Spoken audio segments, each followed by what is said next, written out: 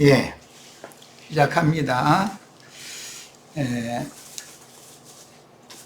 갈릴리 바다의 동편 광야에서 오병이어로 5,000명을 먹이고 12바구니를 남겼던 그 이적 이야기와 그에 따라서 그 많은 무리가 예수를 세상의 왕으로 억지로 세우려는 그 말씀에 이어서 주님께서는 제자들을 급히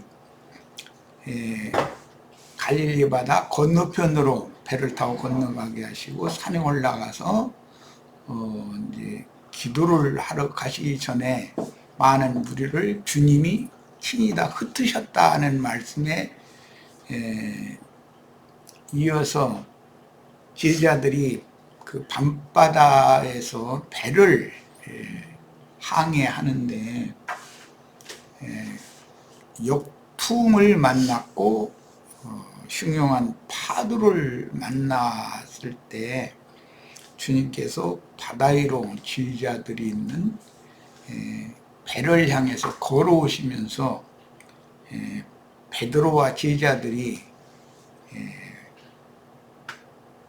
그 엄중한 밤바다의 그 파선 위경에 있는 배에 오르심으로 배가 안전하게 항구로 이게 도착된 이야기가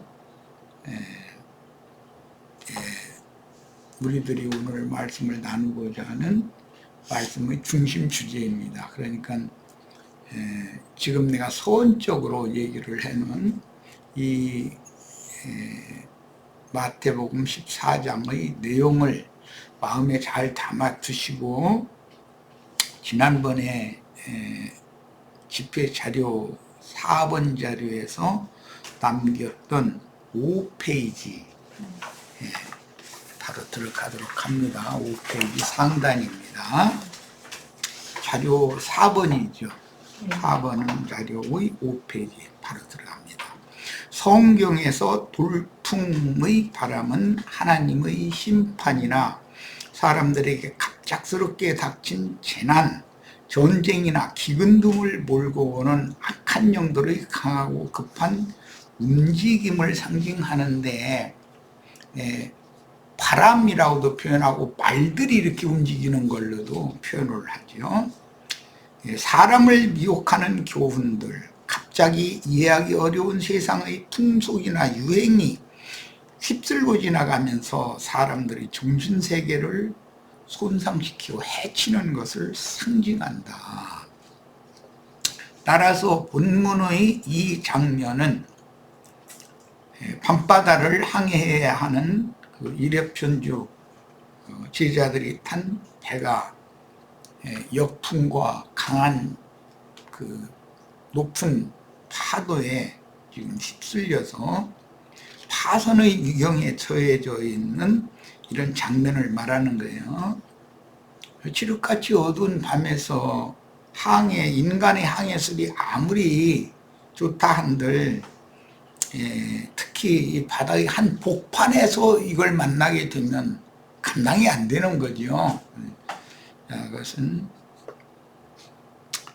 이 장면은 환호하며 열광하는 군중들을 뒤로하고 예수님과 헤어져 배를 타고 밤바다를 지나가는 바다 중심부에 이른 제자들은, 바다 중심부까지는 제자들이 그 바다에서 배부리는 것에 대해서는 노련한 자들이고 기술이 있었기 때문에 거기까지는 갈 수가 있었죠. 최선을 다해서 노력해서. 그런데 그 다음부터는 이제는 사람의 힘으로는 어떻게 할 수 없는 그런 상황을 잘 마음에 담아 두셔야 돼요. 그래서 제자들은 마귀로부터 임하는 큰 시험에 빠져들어가고 있다는 뜻이니 제자들은 아직 메시아 왕국을 완전하게, 즉 마태복음 13장 천국의 비밀을 말씀하신 것을 이해하지 못하고 있었다. 예수님이 세상의 왕이 되면 자기들은 좌편, 우편에 한 자리씩 차지해서 기득권을 누리고자 하는 오늘날의 세속교계의 큰 예배당, 세속교계, 큰 음녀교계의 목회자들과 같은 그런 사상을 가지고 있었다. 수많은 무리를 몰고 다니시는 예수님을 세상 왕으로 삼고 정치적인 세상 권력을 잡으면 헤롯과 같은 악한 정치를 뒤집어 엎고 자신의 정의감에 불타는 생각대로 세상을 바꾸어 배고픈 모든 무리를 배불리 살게 해줄 수 있을 거라는 허황된 생각에 사로잡힌 시험을 제자들이 지금 밤이 맞도록 그런 시험을 당하는 중이다. 그러니까 그때 당시의 밤바다의 역풍과 창이라는 파도를 헤치고 나가는 그 제자들이 탄 배가 요동질 치는 것은 사실은 제자들 마음이 세상의 영에 의하여 요동질 치는 것을 상징한다는 거예요. 제자들이 타고 밤바다를 건너가다 배가 바다 중심부에 이르니 갑자기 돌풍을 만났다는 것은 조금 전 큰 무리가 예수님을 세상적인 왕으로 모시려 할 때 제자들이 허탄한 생각들이 제자들을 크게 시험한다는 뜻이며, 제자들은 악마가 갑자기 일으킨 돌풍과 주님께서 일으킨 성령의 바람 사이에서 우왕좌왕한다는 뜻이기도 합니다.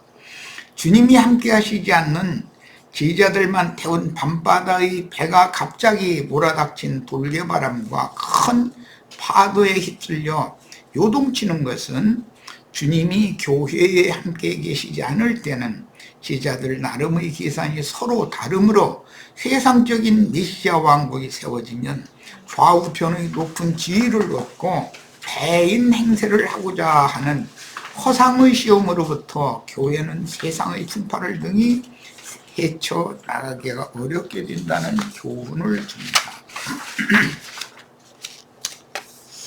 이것은 한면에서는 주님의 지휘자들이 서로 키재기를 하면서 뒤에서 서로 다퉜다고 되어 있죠. 이렇게 연결이 된다는 거예요. 주님의 뒤에서. 누가 이 제자 무리 중에서도 큰 자가 될 건가, 이런 인간적인 야심들이 다 각자 속에 있다는 거죠. 자, 25절 밤 4경에 이제 날이 새갈 무렵이에요. 예수께서 바다 위로 걸어서 제자들에게 오시니 그랬는데, 유대인들은 밤 시간을 3경으로, 이게 1경에 4시간씩, 유대의 경은 4시간씩인데 헬라와 로마 사람들은 4경으로 했으니까 3시간씩이겠죠. 12시간을 4경으로 나눌 거냐 3경으로 나눌 거냐, 그 말이죠. 그러니까 본문의 4경은 새벽 3시에서 6시경까지 시간을 의미하므로 날이 새기 직전까지 온 밤을 밤바다에서 사투를 벌였다는 뜻이다. 이런 그림은 메시아의 왕국인 교회에 대한 이상이 없었던 마태복음 13장 창세로부터 감추인 천국의 비밀에 대하여, 세상 나라와 천국에 대하여 분별이 아직 없는 거예요. 제자들마저도. 큰 무리가 예수님을 왕으로 세례하는 분위기에 고무되어 예수님을 가장 가까운 거리에서 모시던 제자들 각자가 예수님의 세상 왕국에서 각자가 교주로서 대인 행세를 하리라 하는 기대에 취해서 큰 시험을 당하고 있다는 것을 암시합니다. 교회의 인도자 직분을 수행해야 되는 제자들이 이런 시험을 당할 때 교회는 당연히 세상 풍파에 요동칠 수밖에 없는 것이죠. 주님이 함께 하시지 않는 교회 중에서 서로의 생각이 다른 제자들이 서로가 교권과 지위를 차지하려는 야심이 가득하면 자기의 은사와 재능만 주장하려 하고 동역하지 못하므로 주님의 교회를 안전하게 항해시켜서 목적지의 항구로 인도할 수 없다는 사실을 가르쳐 줍니다. 주님이 이제 밤바다 바다 위로 걸어서 제자들에게 오셨다 그랬으니까 역풍을 입고 파도를 타고 걸어오는 모습이죠. 그림 자체는. 이런 말씀은 땅이 공허하고 혼돈하며 흑암이 깊음에 있었던 창세기 1장 1절로 2절 때에 하나님의 신은 수면에 운행하셨다는 말씀과 같은 요나서 1장 2장에서 요나가 지중해 바다 중심 밤바다에 내던져졌었죠. 그런 상황을 연결해서 재인용하신 내용이고, 지난 시간에 말씀을 나눴지만 노아 때 방주가 셈족들의 거처로부터 이제 튀르키예라고 하는, 오늘날 이제 터키라고 그러죠. 오스만 투르크 지역에 있는 아라랏산에까지 이게 배가 이제 거기까지 가는 먼 거리 항해를 하는 이야기인데, 그때도 그 홍수의 큰 물의 중심까지는 노아의 아들들이 노를 젓고 뭐 돛대를 올리고 뭐 무슨 방법을 다 항해 기술을 동원해서 중심까지는 왔는데, 그 중심부에서부터는 사람의 힘으로는 이 방주로 밀 수가 없게 되는 거죠, 이제. 그렇게 되면 배에 있는 모든 짐을 다 버려야 되겠죠. 버리고 배를 가볍게 해가지고 바람이 치는 대로, 물결이 치는 대로 맡겨둘 수밖에 없죠.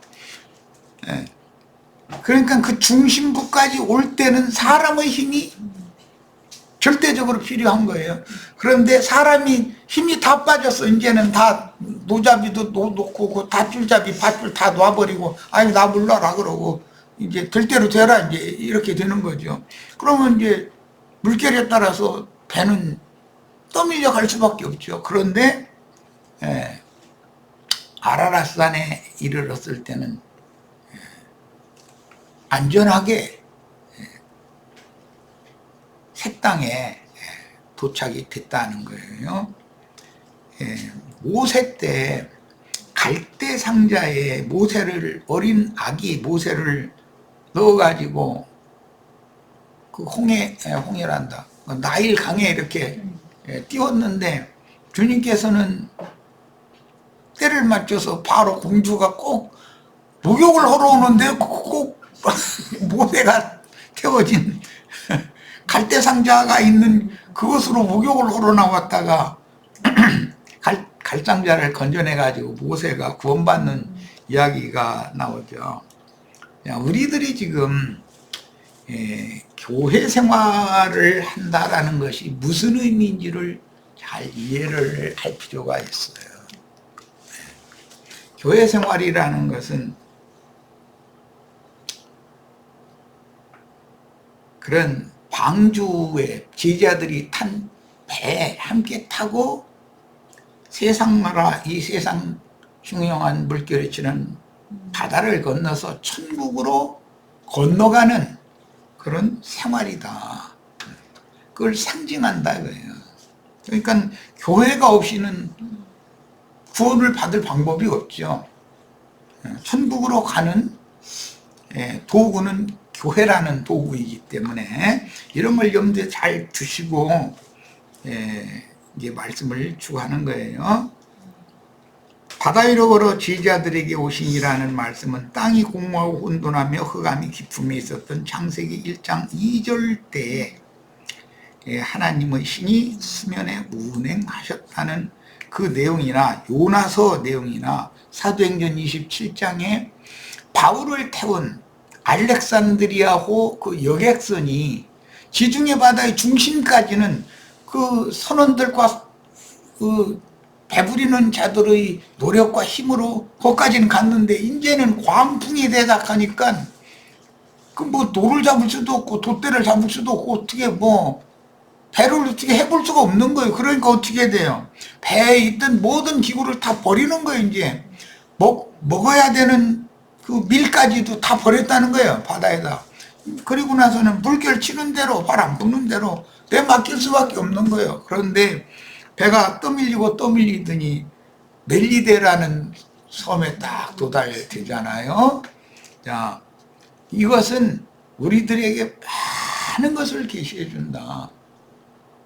사람이 뭔가를 계산돼 가면서 교회를 이렇게 움직여보고 저렇게 움직여보고 운항을 하려고 노력을 하는 힘이 남아있는 한은 어디로 가냐면 용왕이 역사하는 바다 중심으로 가는 거예요. 자꾸 바다 중심. 거기까지 가서는 이제는 사람이 거기까지 가는데 이미 기운이 지내버린 거예요.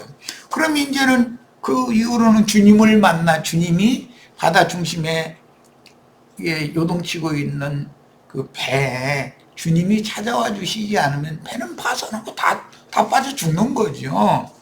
자, 이런 말씀을 이해를 해야 되는데 이제 15장 이후로 이렇게 넘어가면 산에서 먹던 많은 돼지떼들이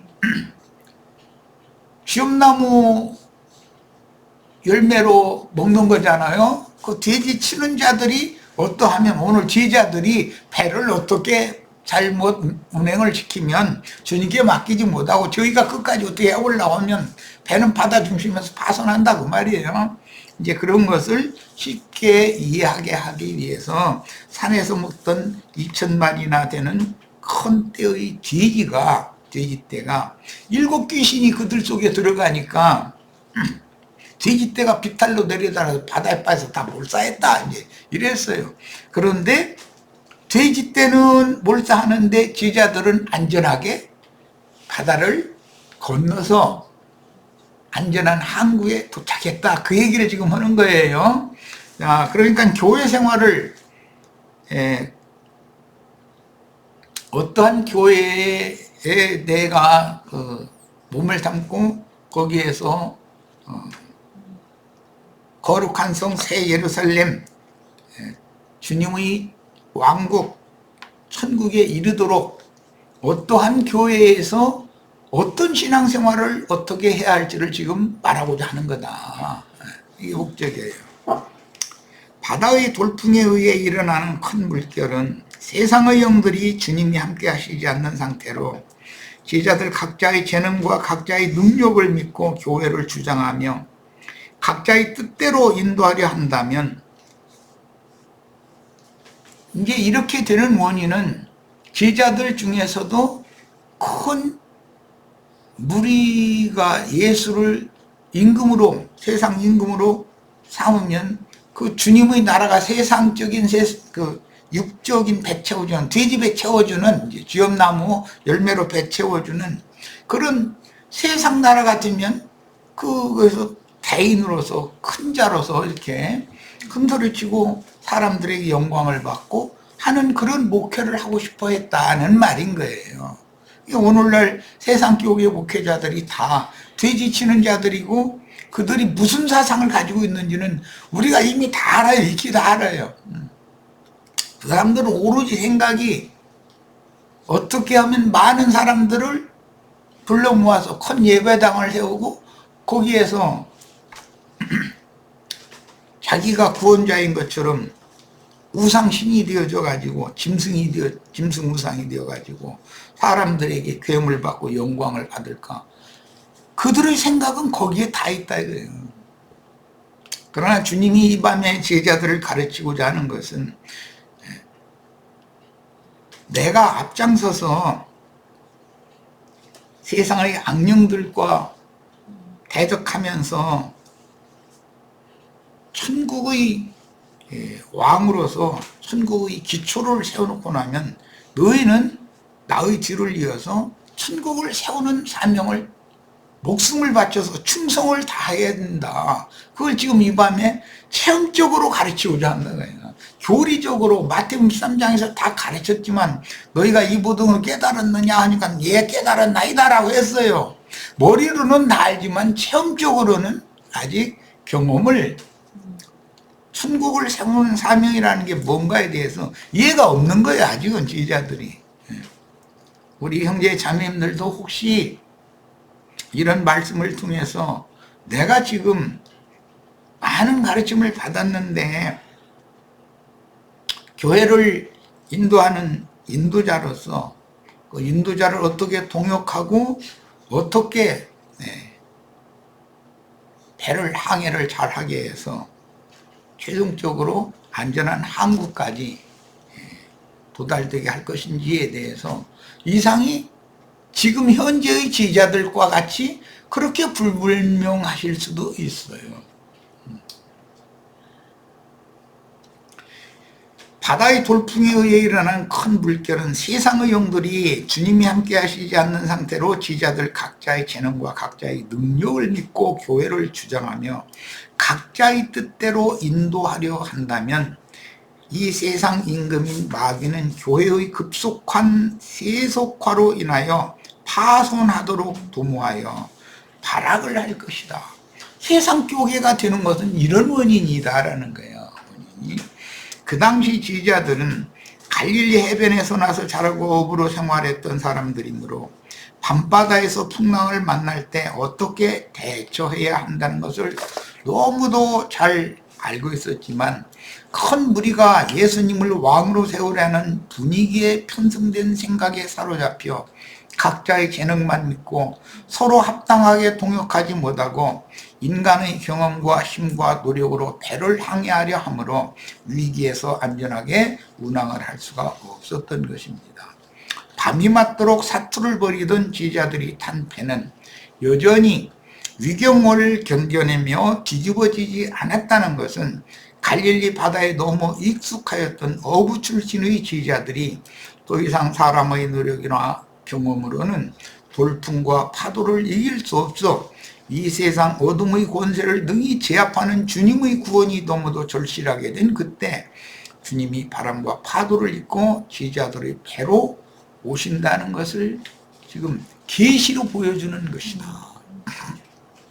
지지자들이 시험을 당하긴 하지만 마귀의 사자들이 아무리 날뛰어도 제자들의 배로 상징되는 주님의 교회는 사망과 음부의 권세, 이 권세를 문이라고 그러죠. 두 문이 있어요. 하늘의 문도 있고 음부의 문도 있어요. 음부의 문은 기독교계의 종교 지도자들이 그 음부의 문들인 거예요. 생명의 문, 하늘의 문은 주님의 지자들이란 말이에요. 그래서 음부의 문이 이길 수 없으며 결과적으로는 주님께서 바람과 파도를 꾸짖으심으로 안전한 항구에 입항할 수 있게 된다는 것을 보여줍니다. 음부의 권세가 이기지 못하는 주님의 교회, 이건 하늘이 기록한 장자들의 교회라는 거예요. 지자들이 탄 배로 상징이 됐어요. 노아의 때는 방주죠. 이런 말씀을 통해서 이 어둠의 세상에서 각종 진리를 거스르는 악령들의 급박한 활동이나 거세게 몰아치는 세상 풍파의 큰 시험에도 주님의 교회는 안전하게 지자들을 보호하는 능력과 권위가 있음을 알 수 있고, 주님은 지자들이 탄 구원의 방주 배가 있는 곳에 오셔서 바람과 파도를 꾸짖으시면 곧 날이 샌다는 것을 알 수 있습니다. 새날이 오면 배는 안전하게 항구에 도달되고 더 이상 이제는 배가 필요 없죠.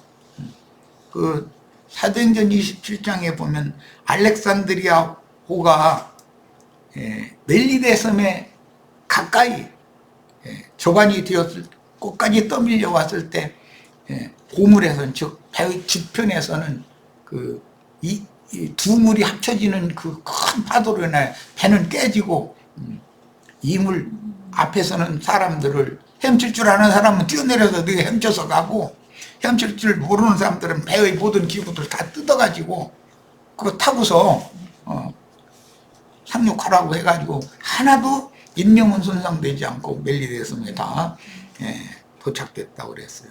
세상 끝에 우리가 교회 생활을 마치고 나면 교회는 도구로서 쓸 일을 다 했죠. 그러면 교회는 파손될 거 아니에요. 그러나 그 속생명은 부활 생명으로 새하늘과 새 땅에 영생의 세계로 올라갈 수가 있다. 이런 것을 그림으로 보여준다는 거예요.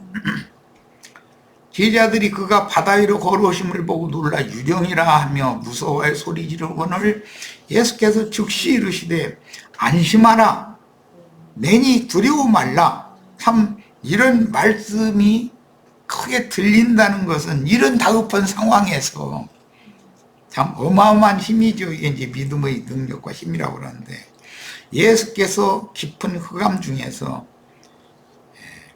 사람에게 믿음을 주시는 것은 주님의 말씀이 들려야 되는 것이죠.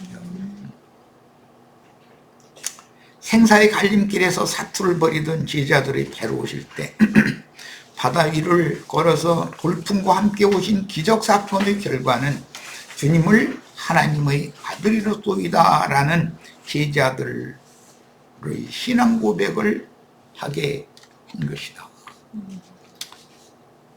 제자들이 지금까지 생각하던 하나님의 아들이라고 안 믿었느냐면 이미 앞에 고백을 했었어요. 그런데 이번에 똑같은 말로 주는 하나님의 아들이십니다라고 절하면서 또 고백을 했다는 것은 이건 경험적으로 주님을 만났다는 말이란 말이야. 교리적으로 믿는 게 아니라 이제 경험적으로 주님을 믿어지게 됐다는 거예요. 이런 것 보고 주님을 알 때 야다. 경험으로 아는 것을 말해요. 경험으로.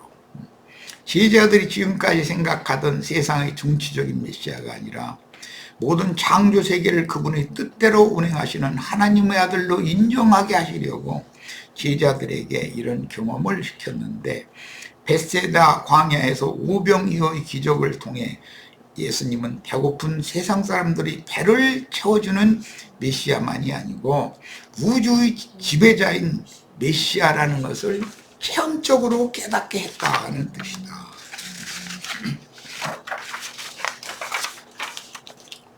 이 사건이 생략된 누가복음을 제외한 마태, 마가, 요한복음은 모두 남자들만 5,000명을 모이신 후에 제자들과 우리가 예수님을 세상의 왕으로 옹립하려 했으나 주님은 제자들을 바다 건너로 가라고 급히 보내시고 무리를 흩으신 후에 산에서 밤기도를 하시고 사경의 밤바다에서 사투를 벌이는 제자들의 배로 오신 내용인데 이런 내용은 너무도 중요한 많은 진리를 여기에 암시하고 있다. 애굽의 고센 땅에서 유월절을 먹은 백성들이 모세의 인도를 따라 급히 출발하여 사흘길을 돌아 홍해를 건넜던 출애굽 사건, 이것도 바다를 건너가는 사건이잖아요. 일단 먹여야 돼.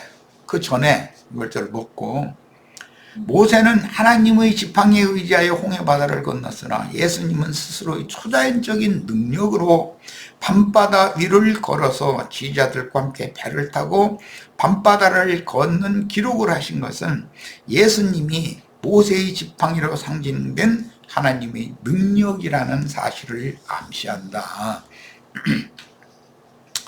유령이라 하며 무서워해 소리를 질렀다고 그랬어요. 그러니까 예수께서 즉시 이르시되 안심하라 내니 두려워하지 말라라고 말씀을 들려주셨어요. 이 말씀이 다급한 상황에서 이 말씀이 들리면 구원받는 거죠. 믿어지기만 하면.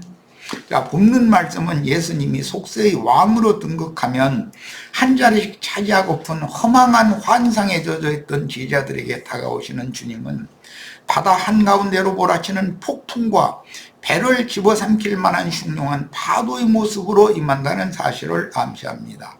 이런 경우는 각자의 인생 경영에서도 가정사에서도 어떤 집단의 사회나 국가적으로도 적용할 수 있는 말씀인데 갈릴리 바다 동편의 비인들에 모인 큰 무리가 예수님을 왕으로 추대하려는 분위기로 인하여 고무된 제자들만을 태우고 밤바다를 항해하는 배를 어떻게 안전하게 운행할 것인지를 다루므로 제자들은 한 영과 한 마음이 되어 주님의 새 일에 동역하므로 현세의 천국인 교회를 주님께서는 토를 닦아 놓을 것이고 제자들은 교회를 세워야 된다는 것을 지금 체험적으로 배워야 했기 때문이다.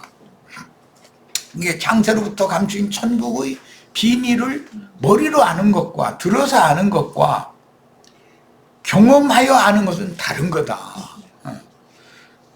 교회를 배우려면 교회 생활을 경험을 해봐야 돼요. 근데 교회는 이런 문제도 있을 수가 있고 저런 문제도 있을 수가 있고 이런 모든 것들을 다 이겨내고 역풍을 이겨내고 또 파도를 발로 밟는다라는 것은 이제 예수님이 모든 대적하는 것들과 거스르는 것들을 발등상으로 삼으신다 이제 이런데 교회는 세상사의 모든 역경과 모든 풍파를 발등상으로 삼아서 이기는 자들이 아니면 이 배가 천국으로 무사히 도착될 수가 없다라는 걸 암시한다는 거예요. 그러니까 이긴다는 건 뭐죠? 역풍도 이겨내야 되고 파도도 이겨내야 되는 거 아니에요? 풍파도 다 이겨내야 되는 거죠. 이게 교회 생활이라는 건 그렇게 세상 교회처럼 뭐가 그냥 사람들이 막 많이 모여서 막 돈이 쌓이고 뭐가 잘 되고 그런 것이 아니라는 것이죠. 이미 천국 비유 말씀을 하실 때 주님께서는 천국은 환난과 풍파 받은 말씀으로 인하여 환난과 풍파가 있을 때는 다 넘어져 버리는 것이 천국이다. 그러니까 교회에 오면 뭐 안전하게 이제 구원받았으니까 죽으면 천당 가고 세상에서 부자 되고 그런 얘기와는 너무 다른 얘기라는 거예요. 교회에 들어오면 인생사가 오히려 더 쉽지 않게 전개될 수도 있는 것이죠. 자, 첫 시간 여기까지 해서 마치겠습니다. 잠시 쉬었다 이어갑니다.